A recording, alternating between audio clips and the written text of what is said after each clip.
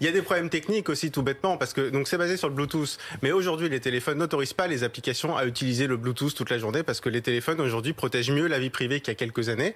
Et donc, on ne peut pas utiliser le Bluetooth en permanence. Et donc, il faut demander à ceux qui font nos interfaces de nous aider. Et ça, c'est qui? C'est Apple pour les iPhones et Google pour Android.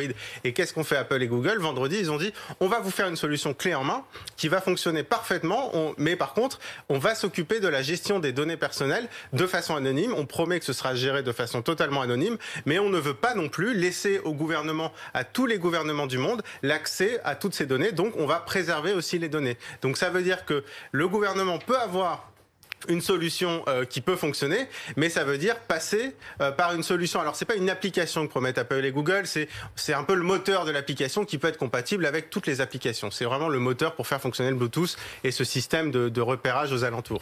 Mais effectivement, ça a un poids politique assez important. Est-ce qu'on va dire, on va faire quelque chose en France avec des entreprises françaises ou des ingénieurs français, mais qui franchement, et on voit à Singapour, on parle beaucoup de Singapour, mais en fait, l'application fonctionne très mal à Singapour. Elle fonctionne mal sur iPhone. Pour vous donner une idée, il faut garder son iPhone allumé sur l'application toute la journée en se baladant dans la rue, parce que sinon l'application se désactive. Donc en fait, ça fonctionne mal. Et donc le gouvernement devra passer par Apple et Google pour que ça fonctionne bien. Et donc en fait, ils sont dans une situation assez compliquée, parce qu'ils vont devoir dire, soit on fait quelque chose à la française, mais ça marchera pas, soit on demande l'aide des Américains. Et là, politiquement, je parle sous le contrôle de Christophe Barbier, mais ça va être un peu compliqué ouais, ça aussi. va être Très compliqué dans les échanges avec les partis politiques. Marine Le Pen a d'ores et déjà dit qu'elle s'opposerait à une telle application s'il y avait les GAFA dans le coup. Donc ça sera injouable. On est plutôt en train de réfléchir, à mon avis, pour la prochaine pandémie, en espérant qu'elle n'arrivera jamais. Il est assez bizarre de constater